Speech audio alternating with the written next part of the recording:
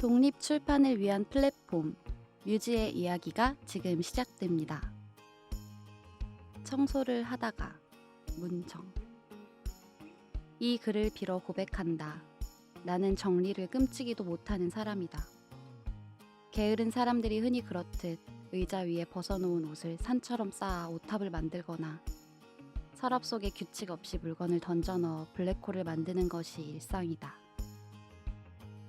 컴퓨터 데스크탑 바탕화면에는 사용하지도 않는 아이콘이 차고 넘치며 방 한켠에는 중간쯤 읽다 던져놓은 책이나 과자 봉지 같은 것이 굴러다닌다. 이런 너저분함은 어찌 보면 유전적인 것이라고도 할 수 있는데 나의 모친도 정리정돈에는 그닥 재능이 없기 때문이다. 엄마 미안.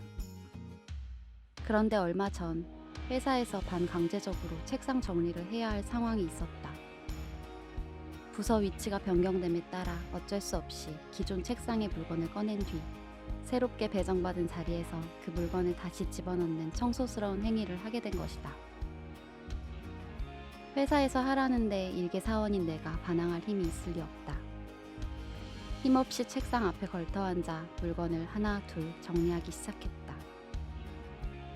그리고 청소의 필수 과정이겠지만 갖고 있는 물건을 자세히 들여다보게 되었다.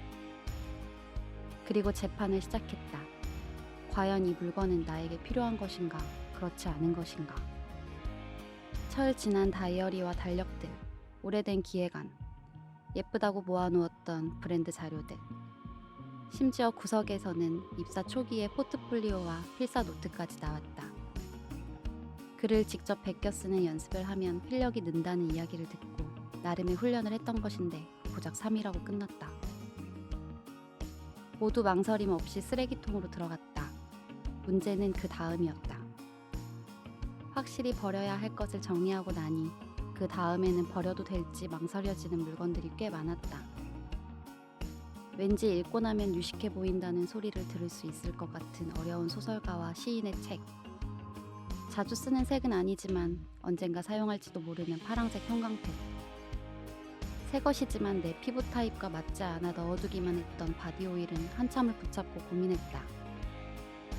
대부분 아마도, 혹시, 어쩌면처럼 불확실한 희망을 품고 있는 것들이었다. 이미 나에게 맞지 않는 물건이라는 것을 오랜 시간 동안 사용하지 않는 것으로 증명했음에도 불구하고 말이다. 한참을 고민 끝에 모두 버렸다. 그것은 쓸데없는 희망과 기대를 쓰레기통에 던져넣은 것처럼 묘한 쾌감이 있었다. 그렇게 모두 버리고 나니 비로소 눈앞의 것이 또렷이 보였다. 지금 상황에서 꼭 읽어야 할 책, 더욱 아껴서 사용해야 할 펜과 다이어리, 내 취향이 담긴 컵이 말이다. 청소를 한다는 것은 수많은 잔가지를 쳐내고 현재에 집중하는 행위가 아닐까? 정말 오랜만에 청소를 하면서 그런 생각을 잠시 했다.